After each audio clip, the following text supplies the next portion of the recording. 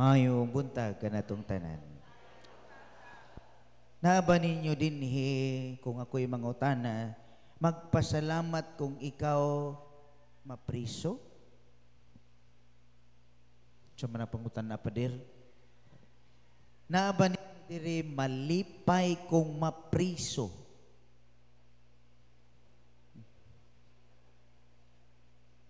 Kisa ganahan mapriso? Uratang pangutan na padir. Ay, may ganahan anak.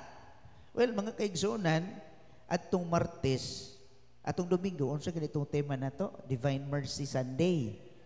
O niya, pagka Martes, giapil ko, giguyot, giapil ko, dalat to sa Minglanilla Municipal Jail. Sakto ko?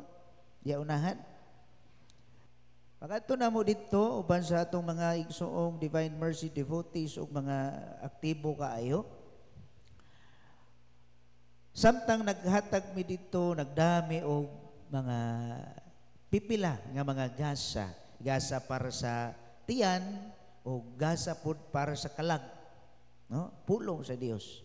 Samtang nagsulti mi dito, samtang among gihatagan sila sa pribilehiyo nga makaistorya o makashare sa ilang nadungog sa pulong sa Dios. Dito mi na-struck labi na ko kay sa akong pagpaminaw dito may usa kabok nga niingon nga, Pader, nalipay gyud kong na ako sa prisuhan. Ano man? What do you think he is talking about? Kay unsa man? Pirminti kaon. Why fasting? Sa gawas pa dir, way kaon diri, daghag kaon. Pero what I am really struck about, dili sa kaon sa tiyan, kundili sa ilahang pagkaon sa kalag. Ug mao nay ingon sa usa ka sharer ngayon sa nga, nalipay ko pa dir nga napriso ko kay diri pa nako na encounter ang Ginoo. Sa kaana doon ay usa ka sharer nga nag-compose og kanta, pasaylo ako Ginoo. Halos silang tanan nanganta og kanta sa gi-compose. Nga ngayog pasaylo, nagbasol. Wow. Kanindot man di ay dinhi. Unya, to think ang katong maong kanang prisuhan, uy, init kayo. Baho kayo. Nagdasok natin ang tanisino. Aw ba nagkumpayot? Aw ba nagligid? Aw ba nag-ana? Aw ba labad ang ulo? Aw ba na maypay? Aw ba siguro gutom pero di lang magsaba. Pero sa pagdungog sa pulong sa Dios, nag-divine mercy, nagdungan silang tanan. Kusog pa kayo nga mura jud, Ginoo, patabang ibi. Mura jud og kanang ang paglaom to the highest level. Taas kaayo ang pagsalig nila. Makaingon ka. Unya, gusto mong makagawas. Ang uban mo ingon, diri na lang mi padir, oy. Kaya nga naman, they truly experience God's presence. Nganong di mas sila ganahan mo gawas? Father, o mo gawas mi, wala na mi pamilya. Wala na ko'y dalaw, Father, pila ka tuig na. Nahibawaan ako, Father, wala na si Mama. Sa pagkadungog lang nako sa una anang mga diri sa prisuhan, Father, kanang naana po ni mga sister diri, uy. Naana po ni mga bisita nga magsigig sultig pulong sa Ginoo, kasamo ka na nila, uy. Di sila gusto at first, but lately, when they meet Jesus sa pulong sa Dios, Chabaw, ug didto nila na sinati, ninduta man day Pader. Karon mo istorya sila, sus, maayo pas pare. Paistorya ha, sus, mura pag gawas na brad, kay parion ka na mo brad. Pirting mayo ha. Daghan kaayo ditong mga testimonies sa atong mga kaigsuonan nga makaingon kag they truly experience and encounter God. Gusto mong mapriso? Kamo? Ha? Ug diri mo sa gawas, naglaroy-laroy lang gihapon. Ang una-una, kay tungod kay we are free, libre tatanan bisan asa, walay magbuot nato. Nagtuo ta nga kita na ang tag-iya sa tanan, pati sa atong oras. Pero dito sa sulod, every second counts because they truly feel ang very uncomfortable. Pero still, mas nilabaw ang ilahang focus nga ang kinabuhi na agyo'y paglaom. Ha? Kita sa ato diri, wala. Gawas nun kaayo ta. Enjoy ka nun ay. To the point nga makalimot na tas Ginoo. May pa sila dito sa prisuhan, yad yun ang ilahang Biblia. Kamo, mabasa mo Biblia?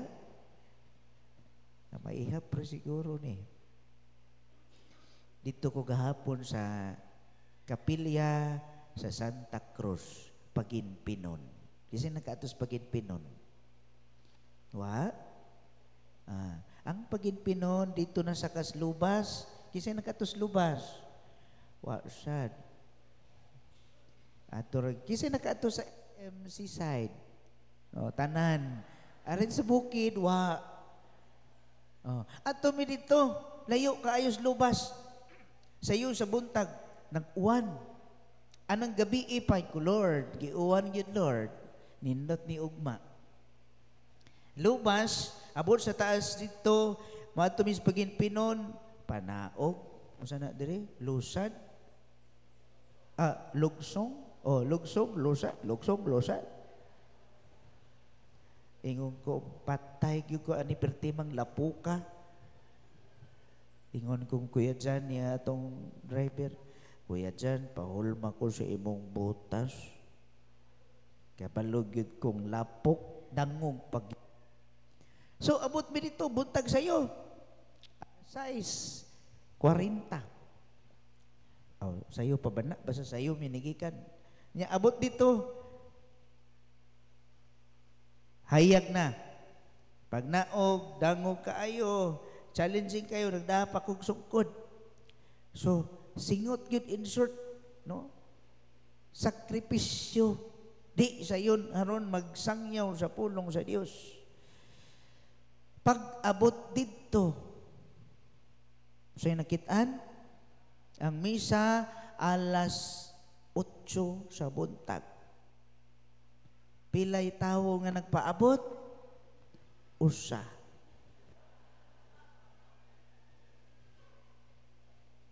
Gutom, way pamahaw. Ko, Brad, arsa naman ang imong mga opisyalis diri, Brad. Sus, luoy kaayo kay siya bag-o dayang appointed nga leader dito sa kapilya. Natarantar siya kita pare nga gamay. Padil ka dyan, padil. Ikaw, Brad, gutom kayo, Brad, naikapi niya, Brad. Nagkabuang siya dagan sa ilahan, nagkuhag, nag-init pa siya. Natarantar siya ratanan. Paghuman sa misa, ingon ko pantay, yun yung mga taga-Paginpinon di. Nako, pamisahan, di na nako ni kuhan nga, kawa may manimba. Pero, pagsugod sa misa, tunga-tunga dito, nanaghan. Ingon sa katapusan sa misa, ingon ang usa ka leader, ingon siya sa pag-announce siya nga, ako na dismayadyo ko kaayo ninyo. Kay gisabutan na yun nga alas 8 ang misa. Na si Father, maulaw ta. Sayo kaayo, alas 8, wapay alas 8 abot na siya, pero kamuhain. Ang mga tao, pikat-pikat lang mata. Nga malipay ka, anak. Sangyaw sa pulong sa Diyos. Sa may mo sangyawan. Kaya mga gahi man po kaayog bag-ang ning mga tao. Ang magkinaunsa, sige lahos. Human dito sa misa. Lakaw na sad mi. Dito na sad mi sa pikas kanluntaw. Nakaadto mo kanluntaw? Namista mo no. Pertisad kayo ditong aso-aso. Pag abot dito, wala pa din may kaabot no, biyahe pa. Nainagian na mo, nakailis niya, mura yung nakailis. Sakto kayo ba? Uy, ma'am, asa man mo? Manimba mo? Niingon ra nga, mamista mi. Kalain po ka tubag. Ayun na, pasakya. Uy, kay nag-ugni. Patog mo simba, pasakyo na mo. Pasakya. Nga no di ay, pakialam. Wa kasabot unsay, piyesta. Basta may ngong piyesta, mayo kay. Pag abot na ko dito, naglagot-lagot sa day sila kay ngano, ang ilang schedule, alas 8. Ang nasabutan, alas 10. Perting sa yuwa day nila, nagbagot-bot, abot dito na inanay nagkaon, ningka, sa pamahaw. Kunay, kaon lang diha nay. Siya nga, Pader, ganina pa ba aming alas 7? Nagbali day ang mga schedule, maklaro. Anyway, that's not the point. Pero, daghan gyapong wa nang abot, akong gibagting dito maayo. Ang pari pa'y na magting. Mao na mga igsoon. Ingon si Kristo sa itong ebanghelyo, sunod kamo kanako. Sa first reading, kung sige ingon, minaw mo, nahawa lagi. Utro mo po dahil mo din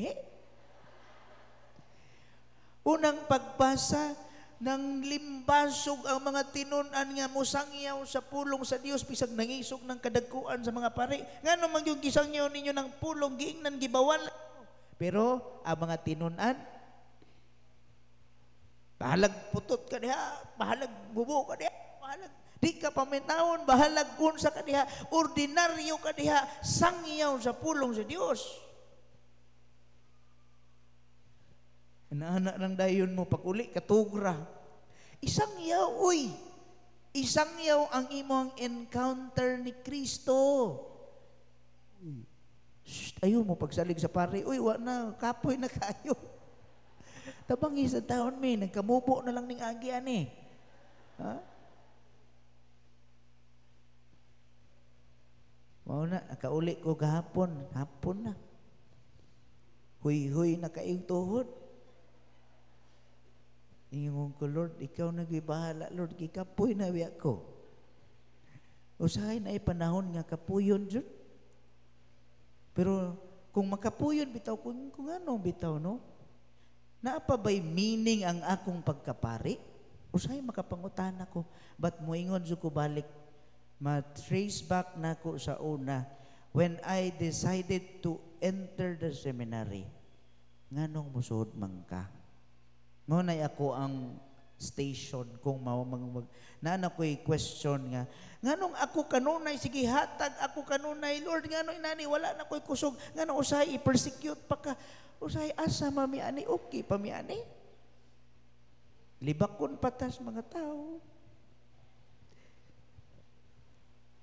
Naaman yun na. Pero ingon ko dili. Niagi na ko aning pangutanahan sa una pa. No turning back, and I am happy with the Lord. Moro gid na. Wala na gyud ko laing gipangita pa. Kagabi naapay pakapin misa. Lain ng misa pakapin. Naapay laing nadungag alas 9 dito sa lain. Mga wounded souls. Sawa pa ko nagmisa nang hubag ng mga mata. Kay they experience God's love for them. Usa ka awakening baptism of the Holy Spirit. Ko grabe. I've been there. Nakasinati isag ko ug maunay hinungdan nga diha nako na encounter si Kristo. So dito mga kaigsuonan, nining ikatulong Domingo sa Pasko sa pagkabanhaw, si Kristo kanunay nagpakita sa iyang mga tinunan haron maila nga siya ang matuod nga Ginoo. Ingon siya kagahapon sa ebanghelyo, ako ang dalan, ang kamatuoran o ang kinabuhi. Hinaut unta nga di na ta mangitag laing daan. No? Kay balo tata kung asa ang insakto nga daan. Sama sa mga PDL, persons deprived of liberty. Sila mismo, mga nasa prisuhan, nasayod sila kung unsa di ay kanindot kung naata uban sa Ginoo. Wala na nag-guarantee o comfort, happiness kanunay, but ang pagsakripisyo. Diha sa pagsakripisyo, pag-antos, we can feel God's love. Dili man naingon nga, musimba ka, unya, kwartahan ka. Sige kag simba, nadato ka. Eh, that's the line from my father. That's another story to tell. Di na lang ko, kay hurot ng oras.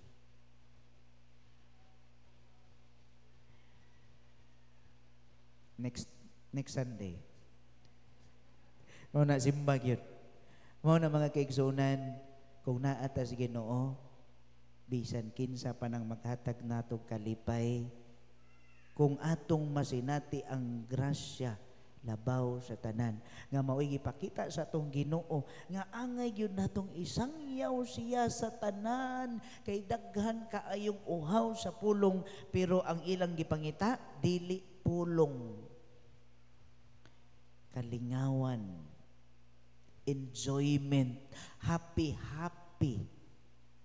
O usa dito kagahapon nakita na mo, mingaw ang kapilya, abot dito sa pikas bugto try, sadya kaayo, puno kaayo ang tigbakay. Hay Ginoo, ikaw na lang gyud mag-igo ning tanan. Bahala kag usa ray maminaw, basta nay usa. Mao na mga kaigsuonan, lisod kaayo kun di natakapaminaw sa pulong sa Dios. Diha sa ebanghelyo sa katapusan niingon si Pedro, managat ako, og niingon ang iyang mga kauban, muuban mi. Managat akong tao, muuban mo? Kung ako'y managat og tao, muuban mo? We, kakapoy ana. Pag abot na ko gabi, haplas. Bitaw, oy, sakit pa kong likod. That's the reality. Sige lang, kay bisan si Kristo, gabitay gihapon siya, hangtod karon. Nag-antos, nagsakripisyo, haron lang kitang tanan iyang maluwas. So ayaw pag-happy-happy lang kadiha. Hasta ang misa gusto pa nato. Dapat ang pari kusog mo pakatawa. Sure ang misa ampo, dili magkatawa, it's not a comedy bar. Ha? Daruhon nato na ang misa, encounter with the Lord. We must feel God's presence. Ilabi na sa iyang pagpikas sa pan, sa iyang lawas. Nga mga tawa day ta. Problema na nato. Mauna ang ato ang mentality. Because we are always giving comfort. Kinahanglan inyong mga anak, ayo i-comfort, oy. Tudloi sa pagsakripisyo, pag-antos, unyang mauday na ang tinuod nga kinabuhi. To value everything, even sa mga kalisdanan. Okay pa mo? Kuyog tas prisuhan? Hadlok lagi mo. Bitaw, hinaot pa unta.